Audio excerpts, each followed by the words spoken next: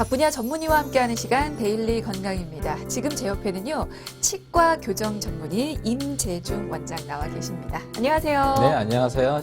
교정 전문의 임재중입니다. 네, 반갑습니다. 자, 오늘 저희 어떤 주제로 얘기 나눠볼까요? 네, 제가 준비한 주제는 이제 개방교합입니다. 네. 이 개방교합은 이제 부종교합의 종류 하나로서 쉽게 말해서 입을 다물었을 때 윗니 아랫니가 닿지 않는 상태를 말합니다. 여러모로 이제 일상생활에 불편한 점이 많겠죠. 하지만 이제 치과 교정 치료를 하면 이제 회복이 가능합니다. 네, 그렇군요. 뭐 요즘에 그 교정 치료 정말 다양하게 발전을 하고 있는데 그 교정 치료가 필요한 질환 중에 하나입니다. 개방 교합에 대해서 살펴보겠습니다. 일단 뭐 간략하게 설명을 해주시긴 했는데요. 개방 교합이라는 게 정확하게 어떤 상태인지 좀 더 자세하게 설명을 좀 부탁을 드릴까요? 네, 그 개방교합은 이제 부종교합의 하나의 분류고요. 네. 그래서 이제 먼저 부종교합의 반대이면서 교정치료의 목표가 되는 정상교합을 한번 알아볼 필요가 있습니다. 이 정상교합이라고 하면 저희 교정과에서 되게 존경드리는 교정학의 아버지라고 불리는 닥터 앵글 선생님이 말씀하신 6가지 중요한 요구 조건이 있습니다만 쉽게 설명드리면 여러분들이 이를 꽉 다물었을 때 상하골에 있는 치아가 마치 톱니바퀴가 잘 몰리듯이 좋은 교합을 만들어주고 윗니가 전체적으로 아랫니를 2 내지 3mm 정도의 픽에 즉 덮어주는 좋은 교합을 말하는 거죠. 네. 그러니까 이제 이렇게 윗니가 아랫니를 덮어주는 거죠. 그렇죠. 네. 이렇게 네. 잘 교합이 맞물리는 상태를 정상 교합이라고 한다고 지금 설명을 네. 해주셨는데 네. 그러면 그거에 반한 어떤 상태가 또 개방 교합일 것 같아요. 네. 요거는 어떤 상태입니까? 네. 개방교합의 의미는 영어로는 오픈 바잇, 네. 그리고 한자어로는 우리가 열릴 개자에 노을방자를 써서 하악치아를 덮어주지 못하고 열려서 닿지 못하는 교합을 말합니다. 보통 개방이란 단어의 쓰임새를 우리가 일상적으로 보면은 뭐 성격이 개방적이다, 이제 문호를 개방한다는 등의 진취적인 의미로 쓰이지만 여기서는 이제 부종교합의 한 종류로 쓰이는 것이죠. 그렇군요. 그러니까 윗니가 아랫니를 덮지 못하고 치아가 이제 맞물리지 않은 상태를 지금 개방 교합이라고 한다고 설명을 네, 해주셨어요. 맞습니다. 그러면 이게 반대 상황도 있을 것 같은데 너무 윗니가 과하게 아랫니를 덮을 수도 있을 것 같은데 이것도 개방 교합에 속할까요? 아니면 다른 명칭이 더 있습니까? 네, 반대로 심하게 상악치아가 하악치아를 덮는 경우에는 이제 과하게 교합이라고 해요. 그래서 영어로는 deep bite, 한자어로는 지나칠 과에 덮을 개자라고 합니다. 그래서 지나치게 치아를 많이 덮는 교합을 말하는 것입니다. 이게 반대 상황을 또 지칭하는 네, 명칭이 맞습니다. 있군요. 예. 자, 오늘의 주제인 개방 교합으로 다시 돌아와서요. 개방 교합은 이게 진단하는 기준이 따로 있을까요?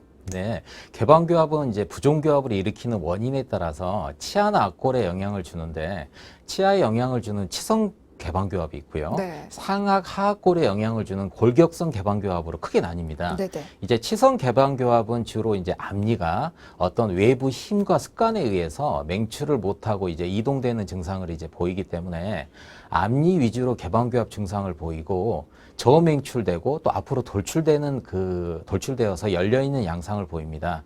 하지만 이제 골격성 개방교합이라고 해서 이런 과정은 보통 이제 성장기에 상악 어금니 치조골이 과도하게 이제 하방으로 자라거나 상악골 후방부가 하방으로 자라게 됩니다.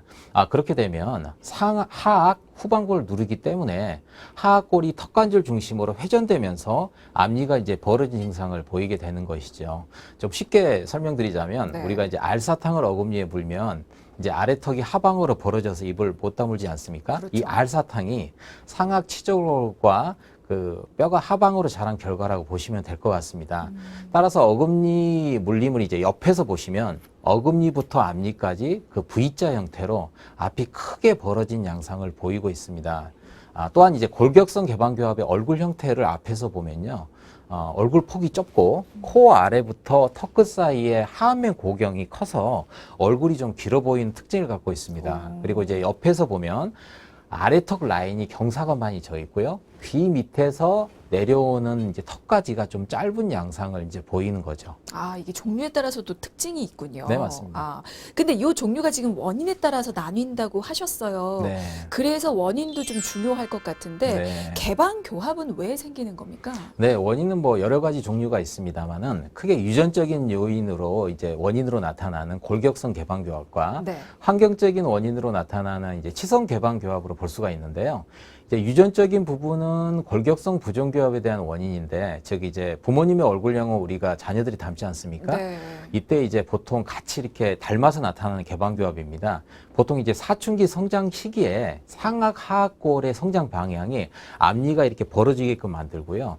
물론 이런 골격성 개방교합은 이제 치성 개방교합보다는 더 심하고 보다 많은 치아 부위에 개방교합을 나타내는 거죠.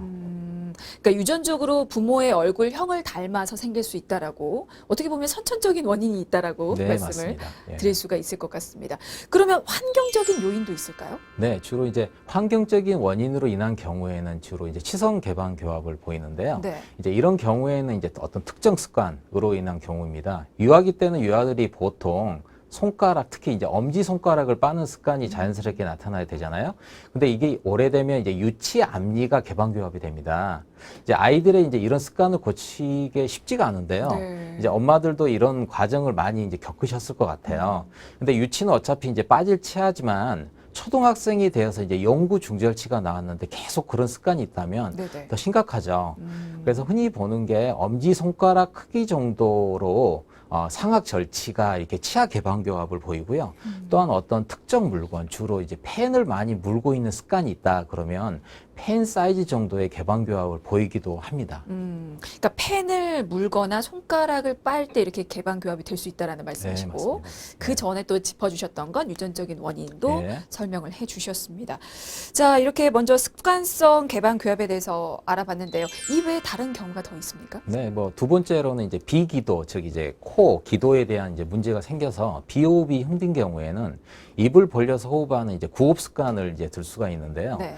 이때는 이제 혀가 앞으로 위치해서 그 개방교합을 일으키기도 합니다. 또 어금니 개방교합이 있는 경우에는 이제 원인 불명으로 어금니가 나오지 않아서 혀가 그 사이에 위치하는데 더더욱 어금니가 물리기 힘들게 되는 거죠. 아, 예. 근데 이게 치아 자체의 문제라고도 생각할 수 있지만 어떻게 보면 턱관절 질환의 또 일종이지 않을까라는 생각이 또 들 수도 있거든요. 어떻습니까? 네, 그 결론적으로 말씀드리면 이제 턱관절 질환으로 인해 이제 개방교합이 나타나는 경우도 있죠.